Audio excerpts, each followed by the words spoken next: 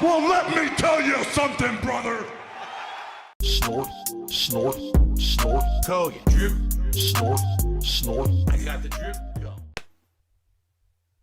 Let's go very briefly through yesterday's stream of Baldur's Gate 3, okay? First things first, we had finished up the Iron Throne quest line. And right off the bat, I was confused because I didn't really get a reward for it.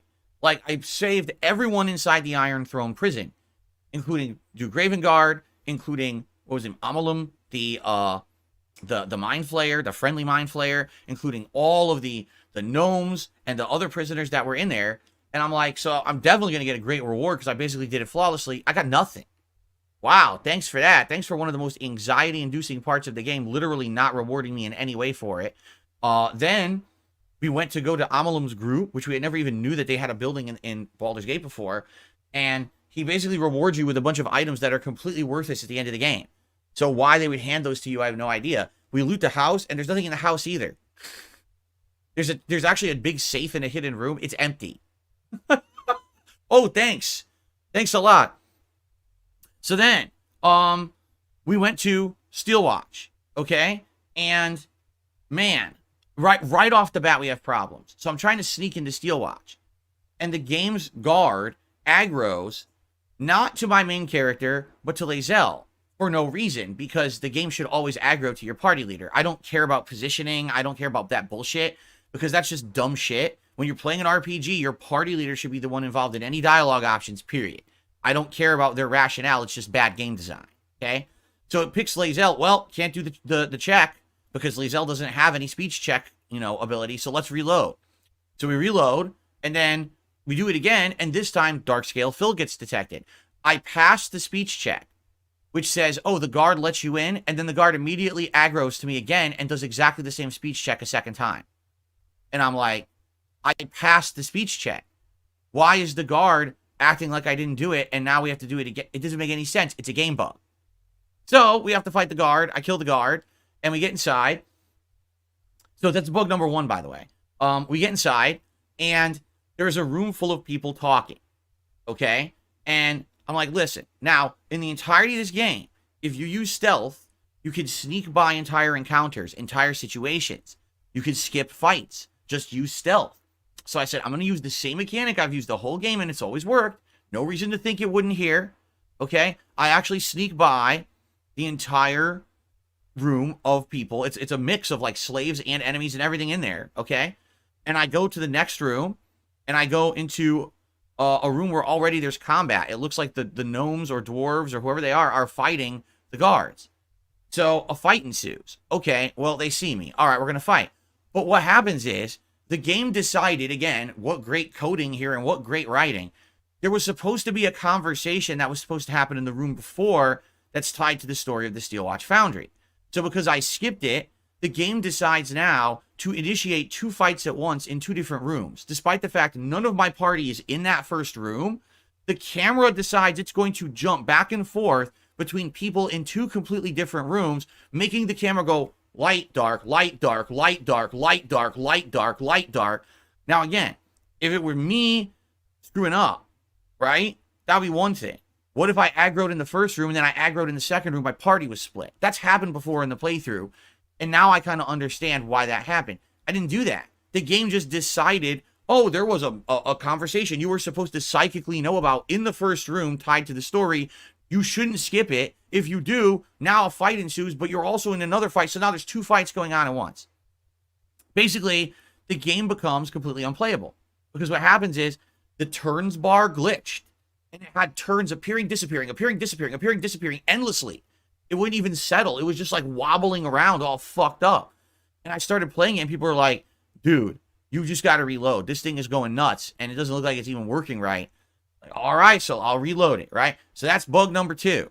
Sorry, and you guys say, well, that's not a bug. Well, it is, because nowhere else in the game does this occur, where you have a required conversation in the room before you cannot skip with stealth, and then it creates 2 fights in 2 separate rooms going on at the same time, with the camera juggling back and forth. It shouldn't happen like that. So either it's bad coding, or it's a game bug. You can call it whatever you want. It's a problem. So that's like major problem number 2 of the stream, okay?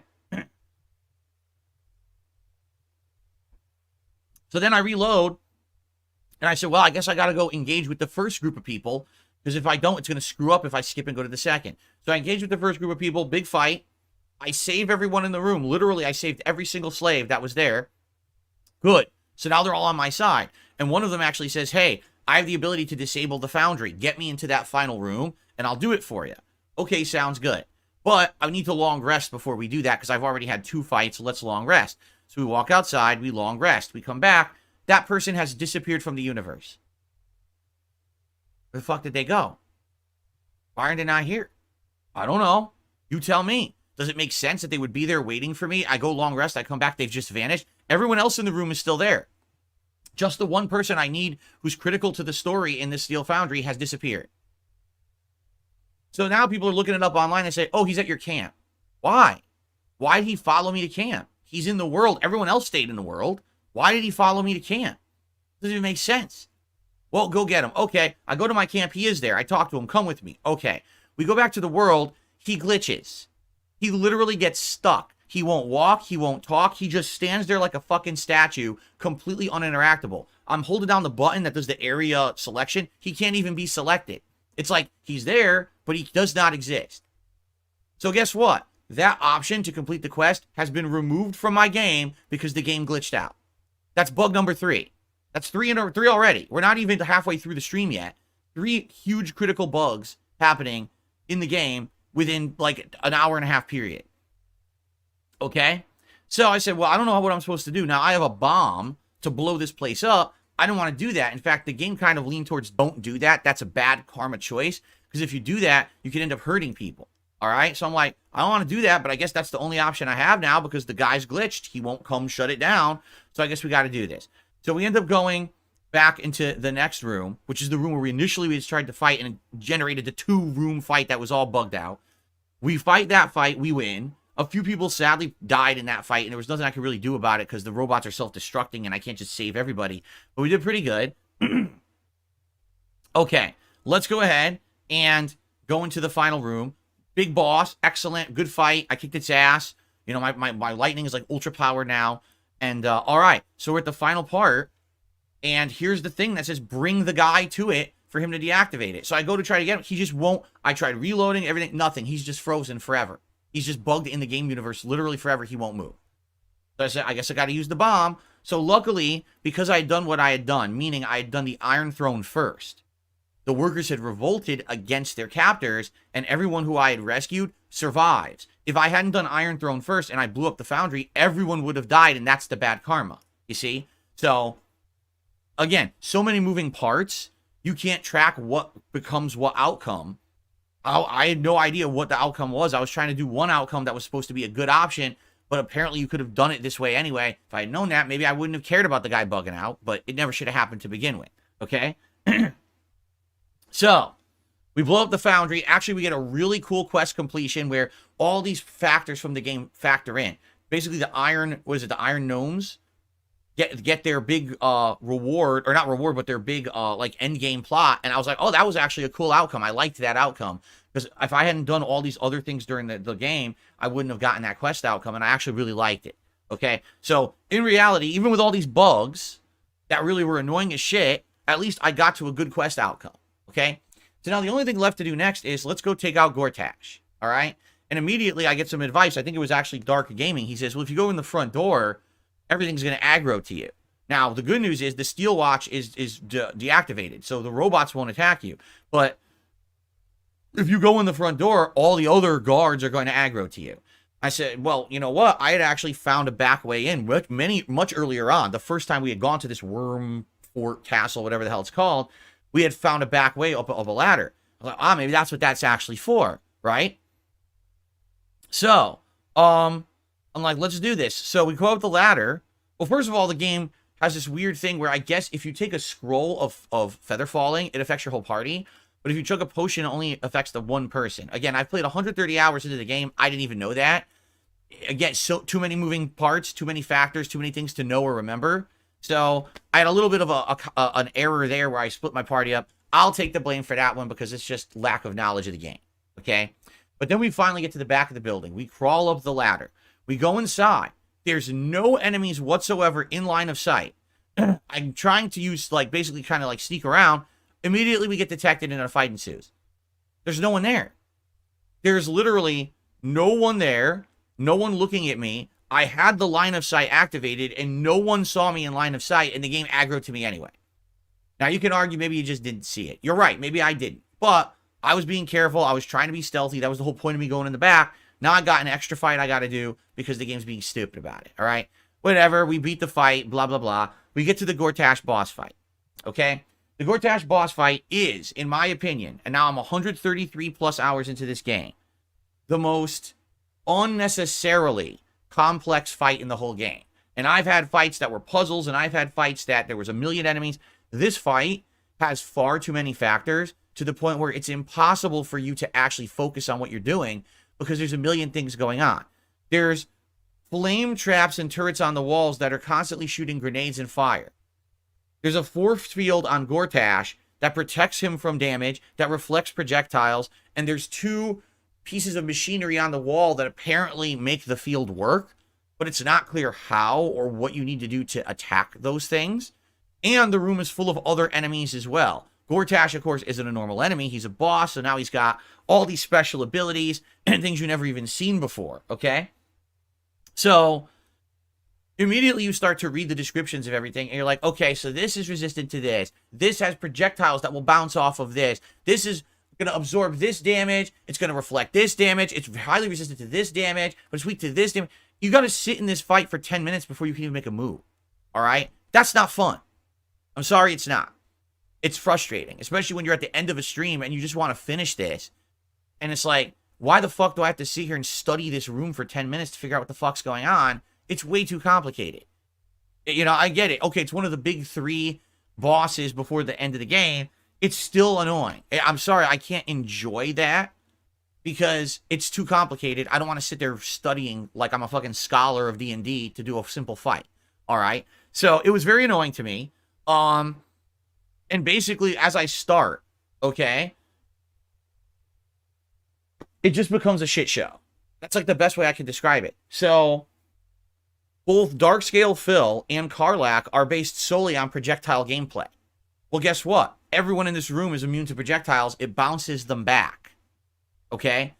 So immediately, I use Karlach and I throw the spear, this is the big thing that we're going to be freaking out about now. So what is it called? Nirasha? I can't remember the name of the spear. It's incredibly rare. You can only get it in one tiny situation. Nirulna.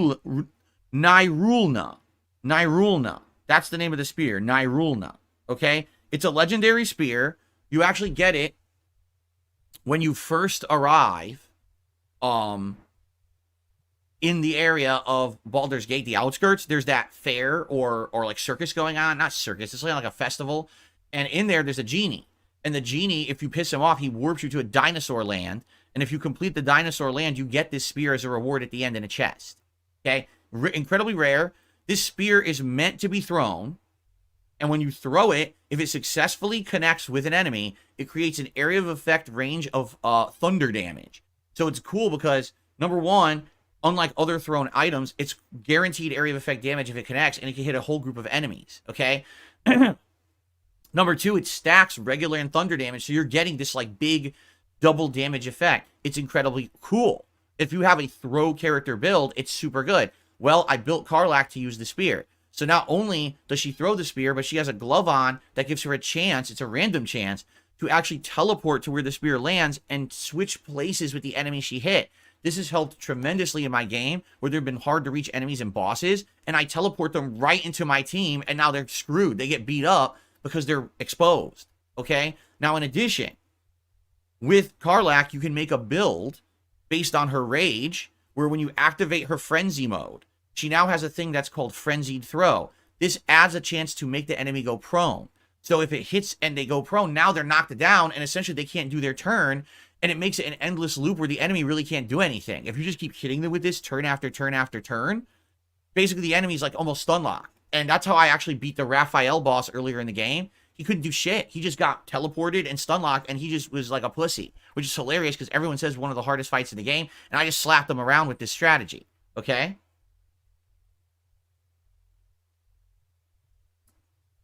So, pretty good. In addition to that, I recently, at the end of my build of Karlach, got this ability called, I think it's a feat called Tavern Brawler. And that just makes throwable items even better. All right? So basically, she's crazy good. This throwable spear, Nirulna, big area of effect damage, buffed with all of her abilities, and she can teleport enemies around. Super duper good, right? Now, here's the problem.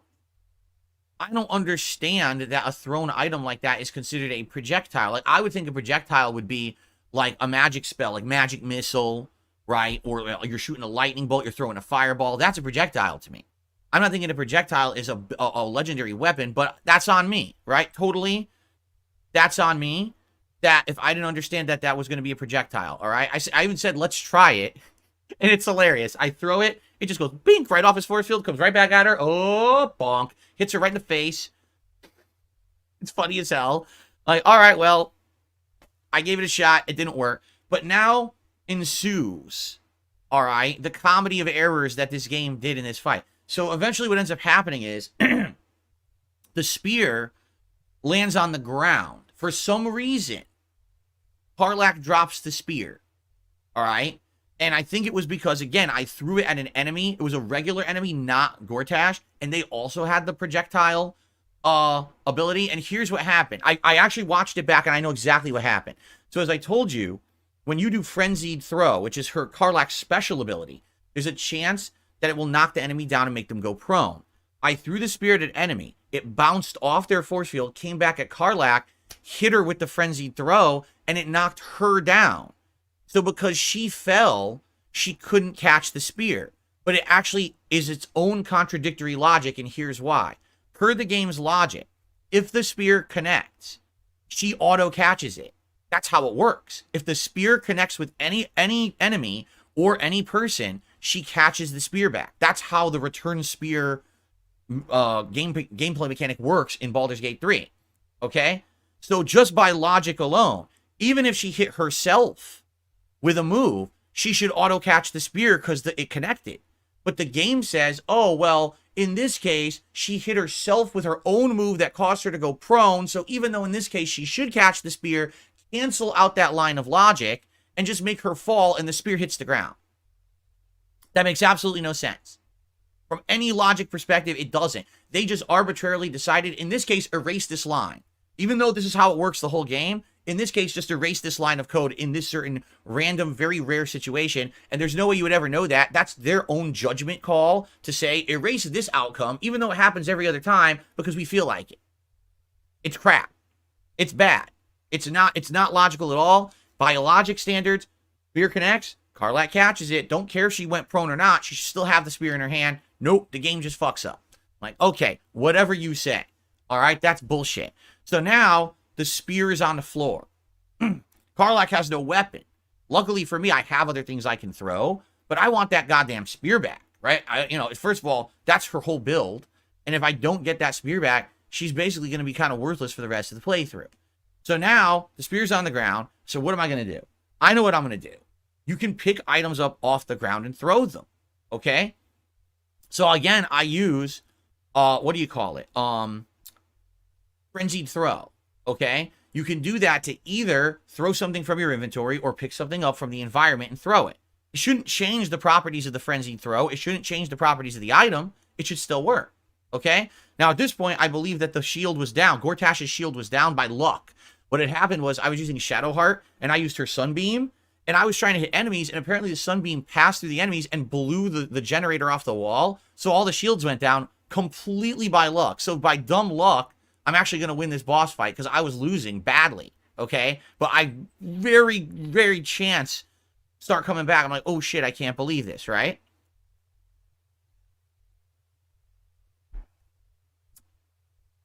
So, I said, the shield's down. Now's my chance. If I can stun lock Gortash, we're going to win this fight. Even though we were on the ropes. So I have Karlach get up, walk across the room, pick the spear up as an environmental object off the ground, which should now technically make it an object in her inventory, but apparently who knows how they code this fucking game, right? She throws the spear. The spear hits Gortash. The spear hits her. The spear hits everyone in an area of effect and makes everyone go prone, and the spear disappears from the game world. Completely.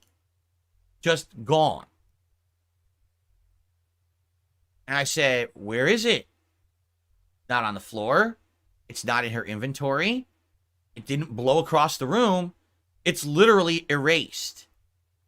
Okay? Now, there's all these theories that people are trying to come up with and try to explain it away. But I don't think there's a theory that's going to be correct. I just think their coding is bad. I think that this entire idea of throwing objects was never refined enough. And because of that, it's always janky. People have outright said this. Just listen to this. If you're in stealth, so you haven't engaged in a combat yet, you're not in fighting, and you throw the spear, even if it connects, it doesn't go back to her. It lands on the floor. Why? The whole idea is that she throws this spear, and it's a returnable spear if it connects with the enemy. Well, everyone agrees that's a game bug, that it should return to her, but they've never fixed it. So everyone just works around it. No one uses throwable objects out of cover or out of stealth because they know that they're not going to return. It's fucked up. So if that's fucked up, okay, obviously there's going to be other stuff that's fucked up as well, right? So the whole mechanic shouldn't exist if it's not refined enough to not be a janky, wonky, not consistent thing. If it's a mess, don't put it in the fucking game. But they didn't care. They said, we're going to put it in. And now how many people are going to have issues with game mechanics like this? And it's stupid because the game mechanic is great. As it worked, it was amazing. She's one of the best characters in the whole game when she has this build. And now the one item that made this build work, right, disappears from the game. Now, I have a theory about this, okay? I want you to understand something. I actually don't blame this on D&D at all. Because in D&D, now correct me if I'm wrong, and you guys are going to know better than me. In Dungeons & Dragons, there's a dungeon master, correct? So a situation happens where something kind of breaks. You know what I'm saying? Or, you know what I'm saying? If there's a problem, then the dungeon master would fix it, correct? Like the dungeon master is kind of like God behind the scenes, omnipotent, and can try to resolve issues and things that don't seem to make sense. Because let's be honest, when you have something with this many moving parts, D&D has been around for a zillion years, correct? And so I'm sure there's so many addendums and new things that have been added to D&D over the years. Maybe not all of them jive and fit together. Like puzzle pieces, they don't exactly fit right. So is it not the dungeon master's job to kind of resolve those issues? And if that's the case, then that makes sense, right? But I mean, again, if I'm wrong, correct me, but there has to be like a ruling body on this stuff when you're playing D&D because it wouldn't always fit, right? There might be issues that need to be resolved. There is no dungeon master playing a video game. And that's the problem.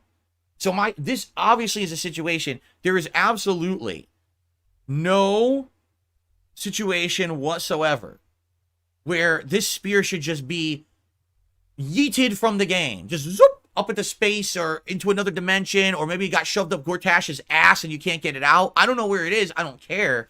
It shouldn't have happened. Even if the spear, again, didn't connect properly and missed or whatever, which it didn't. It did connect. It hit everybody. It should still land on the floor again. We literally just saw that a turn before when it bounced off of someone, came back and hit Karlach. She fell and the spear landed on the ground. Right? So why on the holy hell, the second time that the second thing happened again, did it have a different outcome? Bad coding. It's the only explanation. The whole throwable objects thing in this game is fucked up. And it shouldn't even be a build. It shouldn't be an option unless they were going to refine it and fix it. This game's been out since September. I'm not playing this game release week. This game has been out more than half a year. They had ample time to fix this. But if you haven't heard, Larian already made their announcement. Okay?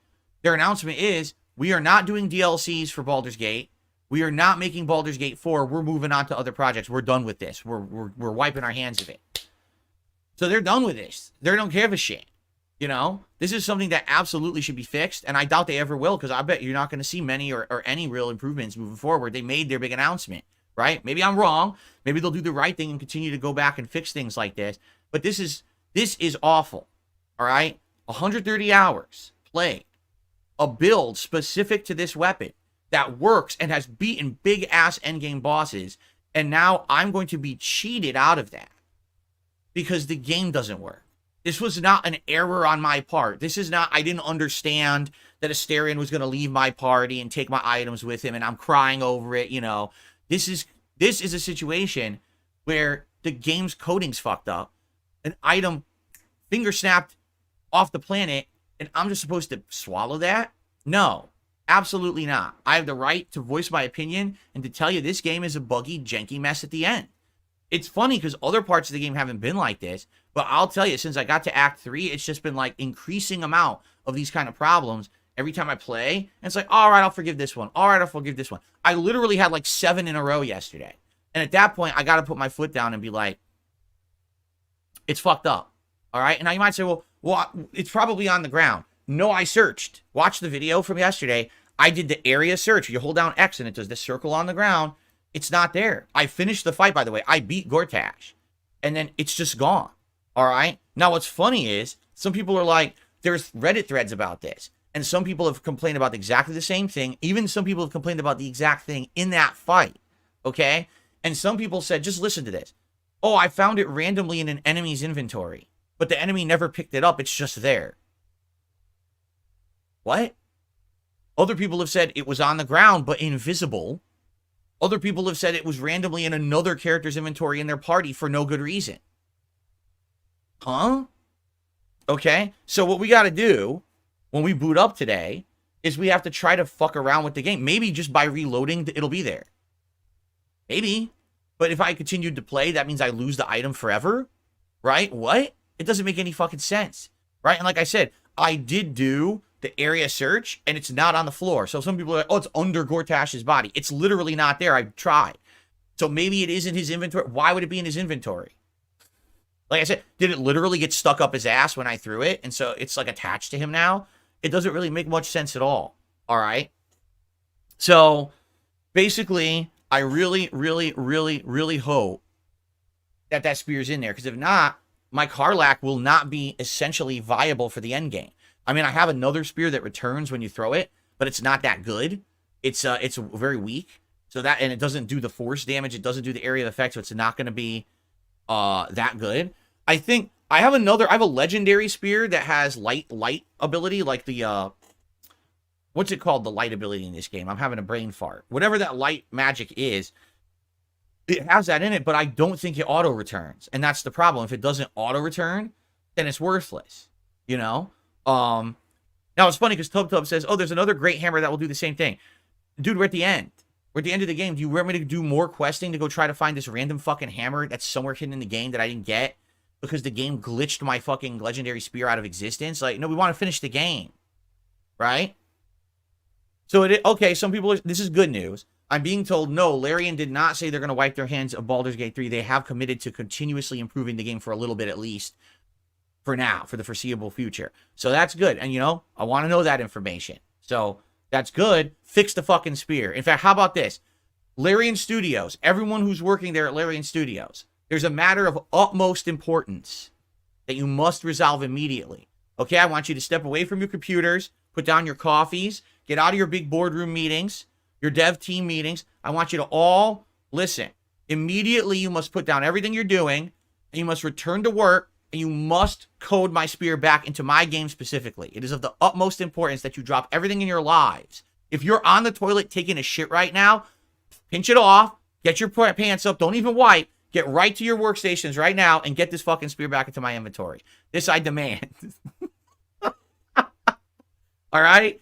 Let's get to work. Enough is enough. This is unfair, all right? Listen, I paid 130 hours of your goddamn game. I want my fucking spear. I've had enough of this shit.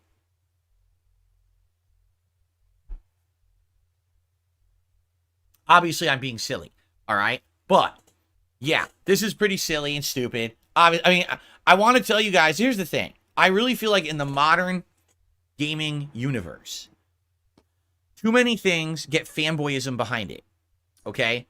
Particularly, one of the hugest things is Nintendo. It's like, oh, Nintendo shit doesn't stink. Everything Nintendo does is great. And in reality, we all agree, I think, kind of behind the scenes, outside of the realm of the Nintendo fanboys who own every one of these, right? We all agree that Nintendo makes a lot of missteps and mistakes, but somehow they always just get forgiven and continue to be successful regardless of all the mistakes that they make, right? Why? Fanboyism. Because the fanboys run out there and just blindly defend every action that they do, buy every piece of things that they sell, so it's like they're above reproach, right? In this case, with all the things I heard about Baldur's Gate 3, that I have to play it game of a generation and yada, yada, yada, right? I do feel like Baldur's Gate 3 is an anomaly. I have never in my life played a video game that provided this much content of this quality level for the price that they provided it for. It's almost like weird. And now I understand why those game devs last year were like, don't expect all of us to follow suit. It's unfair for us to do the same that they've done. I mean, the incredible amount of content in this game is bang for your buck if I've ever seen it. Like, this game's playthrough is equivalent to like my Skyrim playthrough last year, including all the DLCs. And this doesn't have any DLCs. You know what I'm saying? So I totally get it. But at the same time, what baffles me is that it is apparent this game is not fully refined, has a lot of issues, particularly in Act 3, and no one talks about that. Everyone's like, best game ever, game of the year. I really would love statistics on this. How many people who bought this fucking game got to Act 3 to even say something like that? I would guarantee you half the fucking games journalists who kiss this game's butt never fucking played it that far. You know? They played the first act and said, oh, okay, I get it.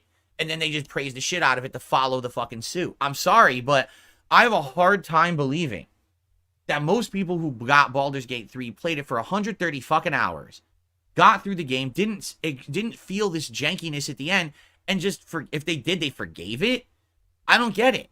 You know, I'm here to try to bring you my honest perspective.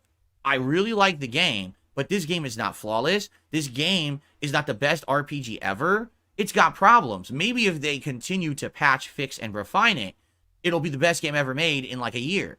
But it's got all these problems now, and I can't forgive those or just overlook them to follow the bandwagon of what everyone says around me that it's amazingly flawless. It's not. It's got tons of problems.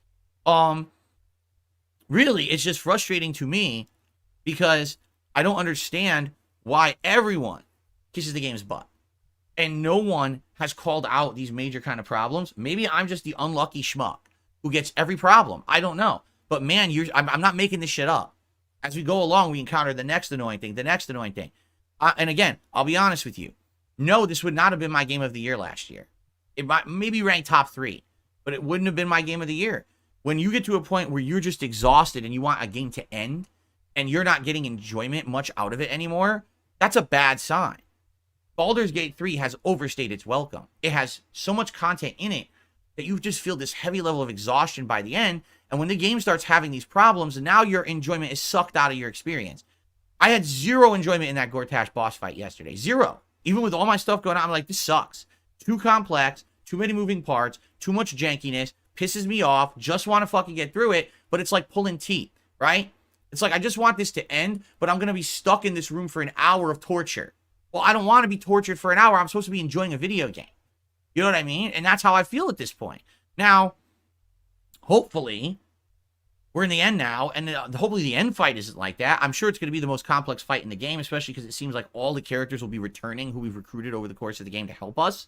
But man, it's going to suck if the end fight is again another thing. There's a million fucking new factors and moving parts and variables you don't understand, and this doesn't work here, and this ain't working here, and a glitch here, and a bug here, and this fucking person gets shot into the fucking Nintendo world, and this person is fucking erased from, fuck this. I just want to play it and beat it. I don't want to spend the next week trying to figure out what the fuck they were trying to do for some weird ending. You know what I mean? So I guess we're going to see what happens. And go from there. Let's see. If anything, though, it's funny because someone said, how fitting to the plot is it that it's actually Karlach who basically gives her all in this fight against Gortash, the guy who betrayed her and originally made her a slave in the Hells, right? He's the one who sold her off to the hells as a slave and got that infernal engine to be put into her and everything. That she just gives her absolute 100% last bit of everything to beat him, but now basically she's completely burned out and worthless because she lost her build. She can't even use it anymore, right? So it's funny because if you're a role player, it actually kind of fits the story, doesn't it? Like, she went all out in that fight and she beat Gortash, but now she's spent. She's done. She's out. She's out of energy because she gave it all to beat this asshole. So that's kind of funny. But at the same time, that's fucked up because I have this character built for the end game and now I can't use her if the spear's gone. So we'll see what happens. I mean, it sucks. I would have liked to just boot up the game today and be like, hey, everyone, we're going to go right to the final area and let's engage with the final end game content. And I can't do that because now we have to try to fuck around and see where the spear went. If it even exists, does it exist in the game world? Is it fused to a body? Is it in the walls? Is it up my ass? I don't know. Won't know till we fuck around. And I don't like fucking around. You know, I got shit to do. I got a brain to stop. I got a big ass fucking Krang brain to stop. That's probably at this point, who knows what's going on with this thing. And I don't got time to fuck around over a magic toothpick, but apparently I got to, you know. So let's see what happens. But my rant ends at this, all right?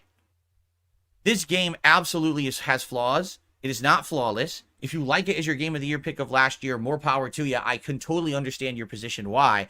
I would never give Game of the Year to a game that causes me this level of anxiety and stress because it doesn't fucking work right. I just wouldn't. Still ranked high. Like, I would probably, I mean, number score, it's got to be an 8 or a 9. You know what I mean? But I would never be giving this game my Game of the Year award when I'm pissed off at it like this. I shouldn't be angry playing the game because it fucked up. So, there you go. Okay.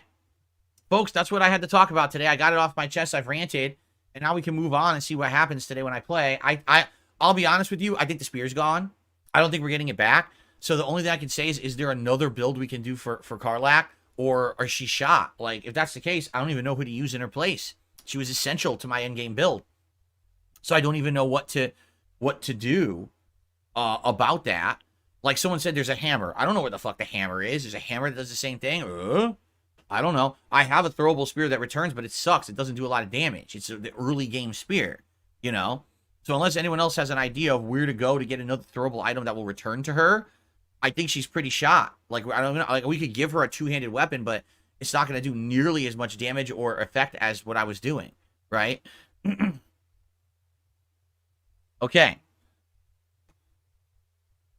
Orphic Hammer. Yeah, see, but I have to, then things like Tavern Brawler are worthless. Like, why does she have Tavern Brawler, right? We'd have to completely rebuild her. And I don't want to fucking do that. I want to beat the game. You know, I shouldn't have to do that at the end of the game. That's bullshit. Okay, guys. Well, thank you for listening to my rant today. Thanks for attending my TED Talk, as they say. Stupid meme. Now let's move on. I guess it's already noon. So I guess what we'll do is we'll start with shout-outs. We'll see where those go and see how much time we have left here. But I certainly hope, if you will stick around, that you'll help me with this. Try to figure out what happened to the spear or what I'm going to do next with Karlach. I don't know. She might be worthless for the end game. I don't even know what to say about it. Okay? All right. So let's start off with, by the way, no game news today. Nothing like that. I checked. Nothing really going on in that regard.